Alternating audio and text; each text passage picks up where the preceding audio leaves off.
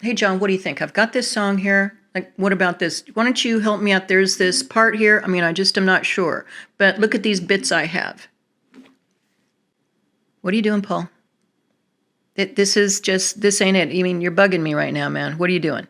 Well, come on, John. Come on. Just come on. Get out of bed. Let's kind of do this together. All right? We're gonna get this. We have to. Come on. I've been waiting around all day, and I just have to do this now. It's coming out. I mean, I got to get this song done. We got to do it today, John. What are you doing?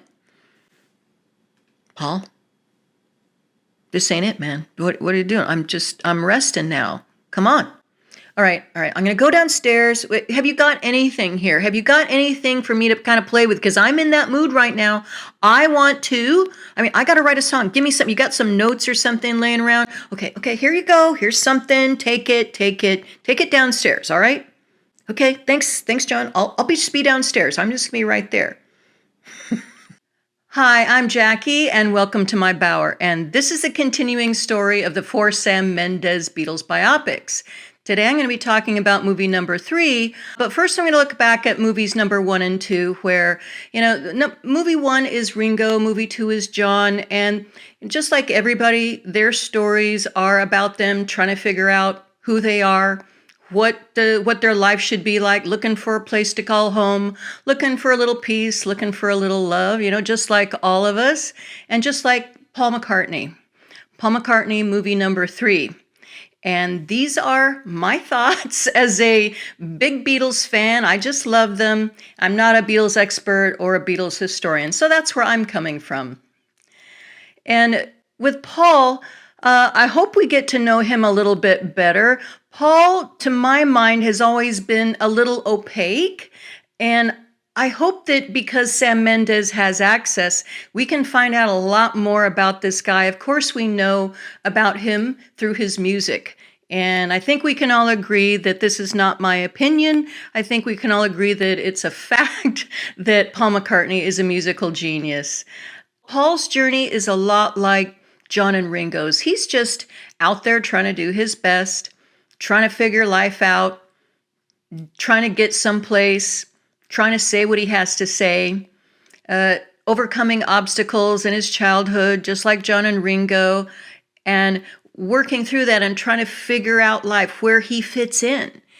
And along the way, Paul does gather a lot of things and people around him because I think that's what Paul does. I think that Paul takes things out of thin air. He gets inspired and influenced by just about everything. I think in a lot of ways, Paul is like a sponge. He just pulls out, oh, look at that over there. Oh, look at this over here. Oh, I like that. Let's download that information, tuck it right into my portfolio, and maybe I can use that some other time here. Paul is also inspired by something else. I mean, all artists, have some kind of a muse, whether they're inspired by beauty or the ocean or dogs. Okay. Everybody has their niche, and people have their muse, what inspires them. And I think, what helps Paul and what Paul has listened to has been this muse that he keeps right here in his heart. And this muse talks to him and says, hey, Paul, you're wonderful. Paul, you're absolutely the best. Paul, you are just so beautiful. You are just a gem. And everything that you do is absolutely amazing and wonderful. And I believe in you, Paul. And come over here, sit right next to me, Paul. Sing me a song. I want to hear it. You make me so happy. Everything that you do just makes me so happy. Come over here and make everybody happy, Paul. And that's the voice of his mom. And here I go again, being super corny, super cheesy. But again, this is what they are. I think that they're corny and cheesy. It's love. This is where these guys are coming from. All of them come from here. Just like an artist. I mean, they have something inside of them that just has to get out. And with Paul, because he has this very special muse that tells him that everything he does is great. Well, everything he does is great. We see it. Paul will go ahead and write things down. He'll just say, this is going to be good. He hears it up here and he gets very focused and he says, this is how it is. This is how it is. I hear it. And I know it's going to be great. And it has to be just like this. He kind of blocks everything out and says, this is how it is. And he's got it all worked out. Says, here you go. It's done. Here it is. Well, again, when he had John, working with John, of course, things got changed a little bit. And it was great to have John as that guy kind of looking over his shoulder and saying, and kind of being able to check Paul when Paul maybe had a line was wrong or something like that. That was a wonderful partnership where they grew. They just kept on challenging each other and just climbing up that success ladder, getting better at what they did, which I think for them, that was what their life's goal was. They just wanted to keep on topping themselves. I don't think they really worried too much about things that were going on in here. Maybe they did. Of course they did. People worry about what people say, etc. But I think that they were more worried about, hey, is this really what I want to say? Is this the best that I can say? And boy, this sounds good. Let's try this over here. So that's what they were listening to. And they were lucky that they had each other to believe in each other. Paul, especially because he had this in here that just he held on to, still holds on to, that says, Paul, I believe in you. So that's why Paul just kind of seemingly, stuff just kind of happens. And just like George Harrison said one time, commented about Paul's songwriting, says, I don't know where he gets all these wonderful melodies from. Even though Paul had this wonderful muse that spoke to him and said, hey, Paul, I believe in you, I'm sure that just like a lot of us, very insecure. And as a kid growing up, I bet you he was probably more insecure, less confident in what he was doing and what he was saying. Is this correct? Is this right? And I think that he was lucky to have some buddies like George and John to kind of stand next to him and to say, hey, Paul, this is good. This is pretty darn good. Like, let's all do this together. Let me help you out with this. So he began to gather people around him who believed in him, at an early stage. And of course, his family believed in him too. He had that very musical family, a very big extended musical family that was, again, so Paul had all of these influences around him that boosted him up and said, Paul, you're pretty ding dong good. So again, Paul, I'm sure, still has that voice, and all these other voices out here now that say, Paul, you're pretty dang good. And can you give us some more, please, Paul? And I'm glad that he listens to that voice and that we keep on getting more. When he met John, what was he thinking when he met John? Was he feeling like, oh my gosh, here's this guy over here. John, he's he's a singer, man. He was belting that out and he was looking great up there. Paul's going, wow, okay, here I go. I'm going to audition. All right, I'm going to do this. But he's got all of his buddies around him. And boy, he sure is saying some really awful stuff right now. So I'm sure that John was kind of giving Paul a little bit of a hard time, even if John was just standing there like this. That's enough, maybe, that John Lennon stare could easily intimidate anybody, and especially like a young Paul McCartney. So here's Paul auditioning, and I'm sure Paul was great. Paul knew the words. Paul knew he was pretty good at the guitar and everything, and obviously John felt he was good too. I really like to think about that early friendship between Paul and George. Just a couple of kids running around in Liverpool, just a couple of poor kids just kind of, running around, hitchhiking, getting into trouble, playing their guitars, George drawing pictures of the guitars. I'm sure that Paul is also drawing pictures of guitars too, comparing notes, just getting closer and closer, kind of on that same page. They're opening up to each other and they're kind of bonding. And I'm sure George is like a really loyal type. I mean, he just kind of latches onto somebody and like really leans into that friendship. And I think Paul really needed that and appreciated that. And I'm sure that George probably looked up to Paul because, of course, Paul always calls George his little brother, which is very sweet, still calls him that to this day. It was like always Paul and this guy, Paul and George, like, bread and butter. That was what they were. When they were kids growing up, like Paul and George. What I really like that one story where Paul and George are sitting around, they're hanging out. Then Paul introduces George to one of his buddies, a buddy he's had for a long time. So there's Paul and his buddy sitting there. George is sitting there too. George looking back and forth, kind of sizing up this guy. and I guess decides that this guy was not good enough to be Paul's friend, and he headbutts the guy. He just kind of takes action.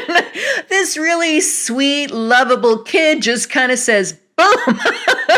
Paul, so that's loyalty, that's protection. It's like that's kind of possessive. I just really love to see that. I mean, plus that they were like tough back then. They were just really tough. They were tight, and that's why Paul said, "Okay, George, come on, let's. I want you to audition. I know you're a great guitar player. Come on." But I wonder, did he also want a buddy in there in the group to kind of back him up with John and these other guys who are maybe older? Because again, at that point, Paul was younger. So was Paul thinking, I'll get this younger guy here to maybe now George is the youngest one in the group and it's not me anymore. So now Paul's smart. And now, Paul is tucked neatly in the middle. You've got George, Paul, and John. So Paul is all safe and secure right there in the middle. Paul said when he was, again, on stage in the early days, he was asked to play like a lead guitar part. And Paul says, he froze up. Paul says, oh my gosh, I can't do this. That's like, I can't be a lead guitarist. So maybe that was something that drove him or inspired him to say, hey, George, come over here, stand next to me. You be the lead guitar. And George goes, cool, I'll do that. And that's how they go to Hamburg, and they, of course, do what they do there. They run into Ringo, they meet him, and they, were working with Pete Best, and they're working with Stu, and all of the all the crazy things that they did. Did Paul really light a condom on fire? I don't know. Can we see that play out? Or do the archives tell the true story about that? Are we going to see that in these movies? I think some of the exploits that happened in Hamburg would be wonderful to see, on the big screen. I mean, we've seen it here and there, bits and pieces, but I know that they all pretty much say that Hamburg was that proving ground from them. So there should be a fair amount of time spent on that time that they had in Hamburg. Because again, in my world, these are 4-hour movies, so maybe they can give us like a whole half hour of them being in Hamburg, because it was such a pivotal time for them. So much happened that they went like from here, not being super professional, and they get Ringo, they meet Ringo. Ringo's actually a little bit more professional, so they go from here, not being super professional, up to boom, here, like in around 1962. Pretty professional, very tight. So they just keep on getting tighter as they keep on going. And then of course that takes them to the States, that takes them to the world. The rest of the world gets introduced to them. And by that time, I'm sure Paul is feeling a lot more secure about what he's doing, because Paul is getting like a ton of feedback from his fans. Him and John, they know exactly what they're doing with their songwriting. It is just like they're clicking, everything is great. I mean, they're like 21, 22, 23, 20. They're so young. They are young kids, and it's just happening. And they're feeling it's magical, and the screams, everything is wonderful. And with Paul, I mean, he was a lot more confident, because you watch him on screen and all the footage of the concerts, there he is, and he's looking great. He's working those cameras. Paul is also working the reporters. He's working the press. And this is where Paul also, to my way of thinking, I think Paul is protecting himself. Paul is not letting anybody really see the real him, and kind of pushing back on the reporters in a very charming way. Okay, this is where McCharmley kind of shows up. So what Paul does is he will kind of hear the question, and what he'll do is he'll kind of turn it around on the reporters, and then he will maybe end everything with like a joke, or say something funny, or make a funny face or something. And then everybody will just be on his side. I'm sure they were absolutely fascinated. He charmed everybody. He had Jane Asher. Jane Asher was also a muse. And he spent time with her, like, again, kind of separately in his little setup there.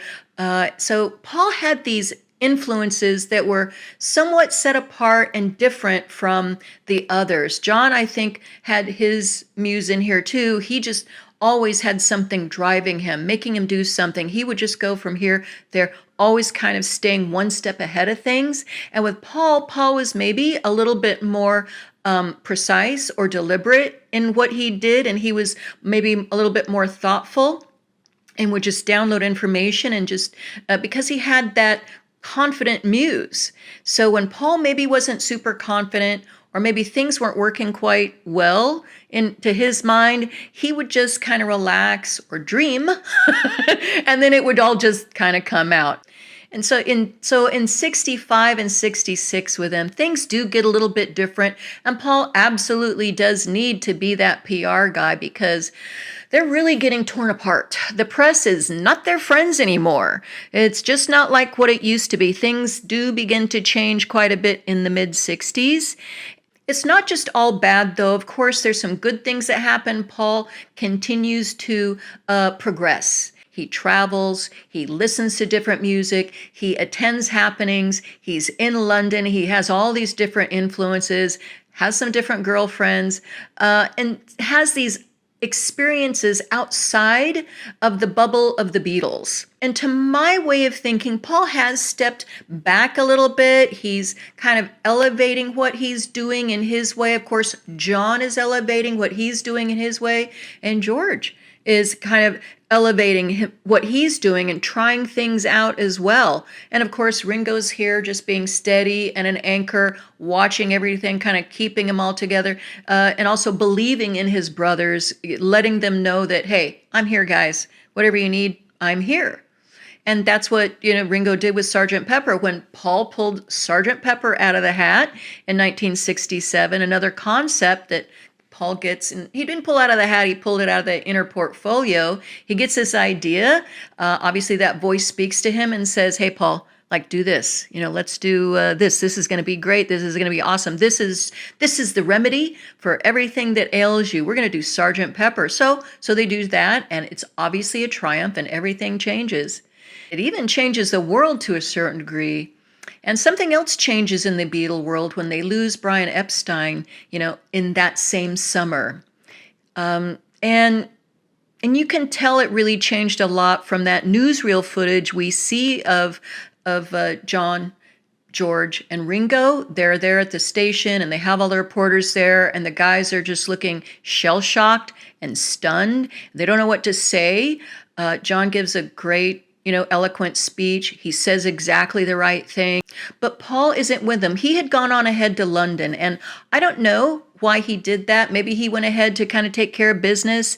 Maybe he went to handle the press in a different way. But Ringo said of the time, he goes, Paul just took off to outer space. Things changed after Brian's passing, but I'm really glad that they went on to make the Magical Mystery Tour movie. They went ahead, they obviously we're probably dealing with some grief and some heartache, and they dealt it with it the only way that they knew. They did this project together, and they had fun. They rode a bus, they worked with a lot of crazy people, they made some pretty good music, and Paul went to France and danced around on a hill. Ringo drove a bus. Oh my gosh. I look at that movie and I go, what is he doing there? I'm glad that they made that movie. I enjoy watching it, and I hope they had a great time making it, because 1968 is going to get a little bit bumpy for everybody, because they had to deal with Apple. So Paul and John, they play businessmen trying to pitch Apple. Then they go to India and dealt with whatever happened there. They obviously made some great music. They record the White Album, which I love. I love the White Album and everybody's work. I just think it's fabulous. I agree with John. It's this wonderful chocolate box, a little bit of something for everybody. But with Paul kind of looks back on that and says that we can do better.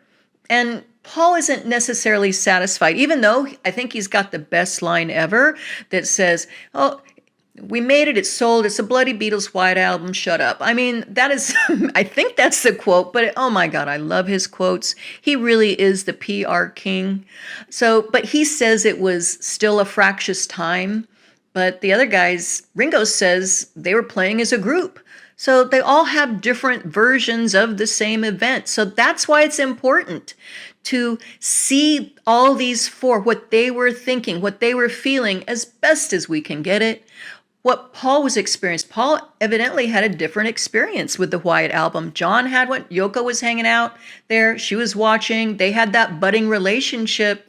And that's the other thing with Paul. Paul was sitting there watching John's marriage disintegrate as John decided to move on with Yoko. So Paul was probably sitting there wondering, okay, how is this going to affect the group? How is this going to affect my friend? So what do? Oh, I write a song. I write a song and I just go around playing it to everybody and crashing the Stones party and playing this amazing song. And you know what? Hey Jude, I think just about every other day of the week is my favorite Beatles song. Or what am I saying? It's like my favorite song. Because that is just some amazing, pure McCartney medicine. You play that song, you play Hey Jude, and you're just feeling better. You break your leg, you play Hey Jude, you're all better. You lose some money, you play Hey Jude, baby, you're a rich man. You have a breakup, and you play Hey Jude, and you know everything's gonna be just fine. Right, Paul? This is what Paul does. Paul is triggered, I think, by these events, and he writes that song, and then he says, okay, we got to do something different here. Okay, Hey Jude is great, White Album was great, but we got to do something else. Why don't we go back into the studio, rehearse, just like we used to together, all of us together in the same room, playing some songs, writing some songs, rehearsing, we film it, we have a live TV show, we hold a concert. What do you say, guys? And obviously, this is the get back stuff. Okay, this is the get back stuff. And then we're introduced to Linda. Linda comes more into focus here in Paul's life. I don't know how in depth they're going to go into Paul and Jane Asher's relationship. She absolutely was a muse for him, but she was also a challenge to him. And to my way of thinking, he grew through that relationship because he does love a challenge. I mean, look at his relationship with John. That was a wonderful, competitive, productive relationship. But, this was with Jane, and it had its own challenges. And, when it did end, Jane ended it, even though she announced the end of the engagement on TV. She was still pretty classy about it, a lovely gal. And, I'm sure that Paul knew about it behind the scenes. And they still don't talk about it. And she sort of still has the upper hand because she's not saying anything about that relationship. And so now Paul isn't or can't say anything about the relationship either. Yeah. And so even though I love Let It Be, a lot of people don't enjoy that album, but what are you talking about? It's got Let It Be, One After 909, Across the Universe, I've Got a Feeling, Two of Us, I Me Mine, For You Blue. What are we doing here? Yeah, I love Maggie May. I love Dig It. I love all those little studio outtakes, a little chatter in there. I love chatter. That is one of my favorite albums. And like back in the 70s, I played that record to death. I had to buy a couple new ones because I played that record so much. So, but Paul, once again, no. He's not happy. He's not having it. Okay, this is not our best work, fellas. Okay, this ain't it. We're going back. Okay, you guys did okay. I don't want to put anything down, but we're going to go into EMI and we're going to make a new record. Just like how maybe in this other way that just like we used to. But George Martin is in charge now. George Martin kind of is overseeing everything, kind of gives them a little bit tighter. And so you do have more of an album feel to this, even though I love the live, I love the White Album, Let It Be. Of course, I love Abbey Road. A lot of people, Abbey Road is at the top. Abbey Road is that Everest of theirs. And it really is. I mean, it is a wonderful way to end their recording career. And so 69, we know what happens with 69. We know what happens in 1970. And Paul is beginning to look around him and say, things are changing. I don't know what to do here. I'm feeling, just like John had been feeling like there was a lot of pressures and maybe he was doing things he didn't really want to do. And same thing with Paul. Paul was looking around saying, this is doing something I really don't want it to do. I really want us to stay together. Things are just kind of happening that I do not understand. Now, this time he's got Linda by his side, so he is So in a lot of ways, he's kind of had a new start in 69. He's got this new muse, and he's also got a new little muse on the way by the time the end of 1969 comes around, and it's sort of announced that, the break is there. John makes this semi-announcement that he doesn't want to be a Beatle anymore. But they do try to carry on in 70. Again, a wonderful moment there in the recording studio with Paul, George, and Ringo. They're finishing up some of the songs for the Let It Be album. So, but unfortunately, 1970 does come around. Paul has just too much going on, and they did not get that person like me that I would have been there that was able to tell them, hey guys, it's okay. Let me be your little counselor here. You guys, it's okay. Go do what you got to do over here. It's perfectly fine. Everybody does it. They could have been the first ones to do this, to kind of go their separate ways. And I think that John said, hey, let's do that at one point in time. And I know that George said, hey, we can do that at one point in time. But I don't know why it didn't happen. I would have made it happen. I would have said, just go do it, and I hold your space. It's going to be just fine when y'all get back. But I guess that didn't happen. I wasn't there. And unfortunately, Paul said, I can't do this anymore. This is not what I want. It doesn't feel fair. It's not me. So Paul was kind of at a glass ceiling there, just like all of them. I think he was at his glass ceiling within the Beatles. They had that cage that they had built. That was a good thing it protected them, but Paul couldn't grow. He needed to grow, just like John needed to grow. They all needed to break out of that cage and fly. Paul had to do something that he felt he had to do, that he felt forced to do it. And he kind of died inside, but this part of him that always told him, and I wonder if he was also listening to this, that gave him the courage to do what he had to do to try to break up the Beatles in order for them all to go free. We have the Beatles over here. We have all that. But we also now have John, Paul, George, and Ringo, thankfully. But I would like to see these movies not end in that 70-71 period when the Beatles were dying, basically. I want to see that rebirth of these guys. I want to see with Paul, he went back to the farm, and of course, it was brutal. And maybe we can see some of that, and we can see Linda around him, and we can see his kids around him. He still has that muse inside. He still has his music. He still has what matters to him. And because he's all stripped down now, he doesn't have anything holding him back. He can just be himself. He just has to believe. And that's where that muse kicks in. It says, Paul, you're kind of great. Paul, you're the best. Whatever you do is wonderful. And this is not the only person saying it. We've got Linda saying it now, too. I have a bit of a theory about Paul's muse, that one that he listens to right here, that he's still listening to today. That muse telling him that everything he does is great, and go ahead and sing a song. Paul says, okay, here you go. This is great, isn't it? So he keeps on writing. He's still doing it to this day, getting it out there. He's giving that love away. And then he keeps on getting all of that love back to him. We're just giving it to him, and not just the fans, his friends, his family, his buddies, everybody just kind of getting it all back. And he doesn't stop there. He just keeps on giving it out. It's this wonderful, beautiful cycle with Paul. And that's how I'd like Paul's story to end. And actually, I'd like all of their stories to end when they begin expressing themselves in their way and they begin to get that love coming back to them.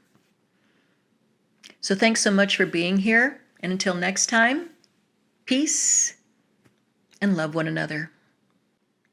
Hey, John, what are you doing over there? Have you got anything for me? I know that you must. I mean, I know you were working on something. I know you've got some kind of bits for me here. I know you've got some. I mean, come on. I know that you've got something. I know you always do have something. Have you got something for me, John? Come on. I know I've got some. I have this thing over here. I know it's going to be really good, but I just need a little bit of something here. Do you want to hear a little bit of it, John? Come on. Just play this little note. Here, I'm going to go like this, and then what? There's John.